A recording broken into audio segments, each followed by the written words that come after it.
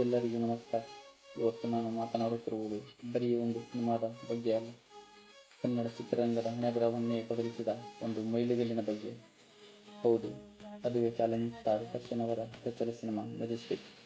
2002ರಲ್ಲಿ ಈ cinema release ಆದಾಗ ಸ್ಯಾಂಡಲ್ವುಡ್ಗೆ ಒಬ್ಬ ಹೊಸ ಸುಲ್ತಾನ ಸಿಗುತ್ತಾರೆ ಅಂತ ಯಾರೂ ಅಂದುಕೊಂಡಿರಲಿಲ್ಲ. ಬನ್ನಿ, ಈ ಸಿನಿಮಾದ ಹಲವು ವಿಶೇಷತೆಗಳು ಇವತ್ತು ಮೆಲುಕು ಹಾಕೋಣ. ಈ ಸಿನಿಮಾದ ಕಥೆ ಶುರುವಾಗುವುದೇ ಬೆಂಗಳೂರಿನ ರಗಡ್ ಗಲ್ಲಿಗಳಲ್ಲಿ. ಅಡಿ ಎತ್ತರದ ಕಟೌಟ್ನಂತಿದ್ದ ಒಬ್ಬ ಹೊಸ ಹುಡುಗ ದಾಸ ಅನ್ನೋ ಪಾತ್ರದ ಮೂಲಕ ತೆರೆ ಮೇಲೆ ಬಂದಾಗ ಗಾಂಧಿನಗರವೇ ಬೆಚ್ಚಿ ಬಿದ್ದಿತ್ತು. ದರ್ಶನ್ ಅವರ ಆ ಗಟ್ಟಿನ ನಡಿಗೆ, ಕಣ್ಣಿನ ನೋಟ ಮತ್ತು ಆ ಕಂಚಿನ ಕಂಠ ಮೊದಲ ಸಿನಿಮಾದಲ್ಲಿ ಪ್ರೇಕ್ಷಕರ ಮನ ಗೆದ್ದಿತ್ತು. ದಾಸ ಅಂದ್ರೆ ಬರೀ ರೌಡಿ ಅಲ್ಲ, ಆ ಪಾತ್ರದ ಹಿಂದೆ ಒಂದು ನೋವಿದೆ, ಒಂದು ಸಂಸ್ಕಾರವಿದೆ ಅನ್ನೋದನ್ನ ನಿರ್ದೇಶಕ PN ಸತ್ಯ ಅವರು ಅದ್ಭುತವಾಗಿ ತೋರಿಸಿದ್ದಾರೆ. ಮೆಜೆಸ್ಟಿಕ್ ಅಂದಾಕ್ಷಣ ನಮಗೆ ನೆನಪಾಗುವುದು ರೌಡಿಸಂ, ಆದರೆ ಈ ಸಿನಿಮಾದಲ್ಲಿ ಅಷ್ಟೇ ತೂಕದ ತಾಯಿ ಸೆಂಟಿಮೆಂಟ್ ಮತ್ತು ಫ್ರೆಂಡ್ಶಿಪ್ ಕೂಡ ಇದೆ.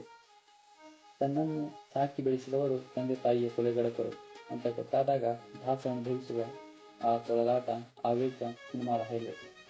ಪ್ರೀತಿ ಮತ್ತು ಭೂಗತ ಲೋಕದ ನಡುವೆ ಸಿಕ್ಕಿ ಹಾಕಿಕೊಂಡ ಒಬ್ಬ ಯುವಕನ ಕಥೆ ಇದು. ಇಂದಿಗೂ ಆ ಎಮೋಷನಲ್ ಸೀನ್ ನೋಡಿದರೆ ಕಣ್ಣು ಒದ್ದೆಯಾಗುತ್ತೆ. ಈ ಸಿನಿಮಾದ ಗೆಲುವಿನಲ್ಲಿ ಅರ್ಧ ಪಾಲು ಸಾಧು ಕೋಕಿಲ್ ಅವರ ಸಂಗೀತಕ್ಕೆ ಸಲ್ಲಬೇಕು. ಅಂದು ಬಿಡುಗಡೆಯಾದ ಮುದ್ದು ಮನಸ್ಸೇ ಎದ್ದು ಮನಸ್ಸೇ ಬುದ್ಧಿ ಇಲ್ಲದ ವಯಸ್ಸೇ, ಈ ಹಾಡು ಇಂದಿಗೂ ಪ್ರತಿಯೊಬ್ಬ ಪ್ರೇಮಿಯ ಫೇವರೇಟ್. ಇನ್ನು ನಾನೇ ರಾಜಾಧಿರಾಜ ಎಂದೆಂದಿಗೂ, ಈ ಹಾಡು ಅಂದು ಗಲ್ಲಿ ಗಲ್ಲಿಯಲ್ಲೂ ಮೊಳಗುತ್ತಿತ್ತು. ಬರೀ ಮೆಲೋಡಿ ಮಾತ್ರ ಅಲ್ಲ, ಬ್ಯಾಕ್ಗ್ರೌಂಡ್ ಸ್ಕೋರ್ ಕೂಡ ಸಿನಿಮಾದ ಆಕ್ಷನ್ ಸೀನ್ಗಳಿಗೆ ಜೀವ ತುಂಬಿತ್ತು. ದರ್ಶನ್ ಅವರ ಡೈಲಾಗ್ ಡೆಲಿವರಿ ಅಂದ್ರೇನೆ ಒಂದು ಮಜಾ. ದಾಸ ಅಂದ್ರೆ ಸಿಂಹ ಇದ್ದ ಹಾಗೆ ಅನ್ನೋ ಮಾತುಗಳಿಗೆ ಥಿಯೇಟರ್ನಲ್ಲಿ ಸೀಟಿಗಳ ಸುರಿಮಳೆಯೇ ಆಗುತ್ತಿತ್ತು. ಸ್ಯಾಂಡಲ್ವುಡ್ಗೆ ಒಬ್ಬ ಮಾಸ್ ಹೀರೋ ಅವಶ್ಯಕತೆ ಇದ್ದ ಸಮಯದಲ್ಲಿ ಮೆಜೆಸ್ಟಿಕ್ ಆ ಕೊರತೆಯನ್ನು ನೀಗಿಸಿತ್ತು. ಅಂದಿನಿಂದ ಇಂದಿನವರೆಗೂ ಡಿ ಬಾಸ್ ಅವರ ಕ್ರೇಜ್ ಬೆಳೆಯುತ್ತಲೇ ಹೋಗಲು ಈ ಸಿನಿಮಾ ಭದ್ರ ಬುನಾದಿ.